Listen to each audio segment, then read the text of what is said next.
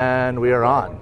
Hi. You can step forward a little bit. And you can let's step back just a little bit. I want to make sure you're framed just right. Great. Hello. Hello. We are here at American Geophysical Union Annual Fall Meeting 2018. Is this your first AGU? Have you been before? This is my first AGU, yeah. It is my second. It is overwhelming. It is. I get lost so much. This morning I felt the confidence of walking in and being like, okay, yesterday I got lost. I know right where to go today. Yeah, I don't know. I had to be here at 8 and I still got lost. I was like hanging up at like 8:15. My advisor was just waiting. I was like, hey, don't mind me. Where have you been? So you're presenting a poster session today. You've got about 4 hours that you're hanging out with your poster, talking with people that are asking you about brown carbon, which from my understanding is a pretty recent addition to climate change studies. It is, yes. It's very new. This is actually the first ground-based study done in Arctic or subarctic areas. What is brown carbon?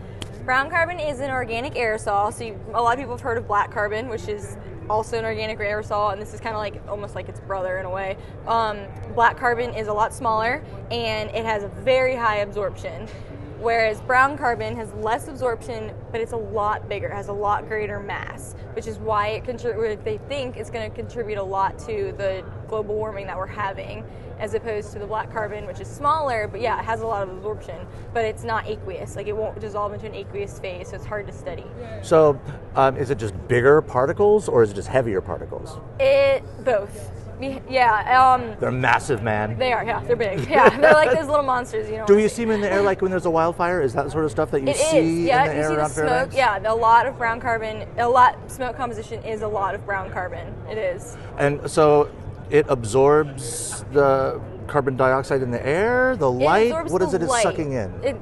So it'll absorb that light that, obviously like the sunlight releases all those UV rays, and it kind of just holds on to it. So then say that deposits onto the snow or onto the surface, or it just stays in the air because it's heavier than black carbon, but it's not like it's not like our phones, like a drop kind of thing. It could chill in the air. And then because of that, it's absorbing that light, and then if it stays on the surface, then it's gonna ultimately kind of create the surface to get warmer and warmer as we get more and more of it, or it stays because it's sucking in all that light, as opposed to a lot of people have thought aerosols scatter light, so they would kind of like protect from climate change in a way because it would release those UV rays back, whereas a lot of the recent studies have proven that not to be true. This brown carbon specifically absorbs a lot of the light, and it's contributing a lot to the climate change that we're having. Let's sit down here. Okay. A little bit of let's make that's a little more oh, so much cozier. That's great. Why did you want to study this?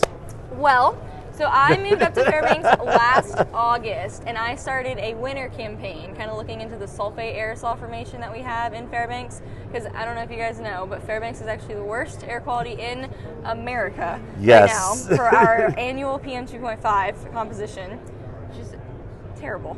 So I've always wanted to study the Arctic, and I've always wanted to kind of like help any way I can with climate change. And then when I met my advisor, and he was like, yeah, do you want to go out and do field work at -40? And I was like, heck yeah, why not? I'll do it. So we started this campaign in order to try and help the sulfate aerosol formation, in order to kind of like, if we can mitigate what heating oil we use or what the smokestacks are emitting, then maybe eventually we can kind of meet those national standards that we need in order to not have such bad air quality. And because of that, this project that I did in the last winter, and I'm starting again this coming winter, it relates very well to what we needed to do in order to get some ground-based brown carbon measurements going. We use the same instrument to collect. It's a lot of the same kind of absorbing properties that we do in my winter campaign. So it was kind of just second nature. In order, if that one's we're gonna do that in the winter, and then we're gonna do this one in the summer. And then my advisor's trying to get a campaign going in order to fly all around Alaska. He was hoping to do it next summer, but I think that's probably going to get pushed back, kind of like with funding and getting everything ready to go. Kind of putting all these instruments on one aircraft seems to be a bit challenging, which is understandable. Yes, yes. So this hopefully will serve as kind of like a entryway into that flight campaign, which would be able to analyze the fires on a lot larger scale, as opposed to just the fires that we get in and around Fairbanks. With such sort of a new field, is it something when you start looking at like, oh my goodness, people should have been paying attention to this a long time ago? It is, yeah. Especially the particulate matter in general. If we could kind of like figure out how some of this stuff is forming, and if it was something that was looked at maybe 10 or 15 years ago, Fairbanks definitely wouldn't be as bad as it is now. Maybe some of the Arctic warming that we're seeing could have been mitigated, or we would have understood it a lot better. Now we're kind of like playing catch up in a way where obviously the Arctic is warming a lot faster than anyone would like, and it's not just going to affect the Arctic and the people who live there, it's going to affect everybody. I mean, obviously, if we all know sea level rises, everything, it's not going to be pretty for anyone. So we're kind of, yeah. That's an understatement, but yeah, exactly. So man, this flooding is not pretty. She was right.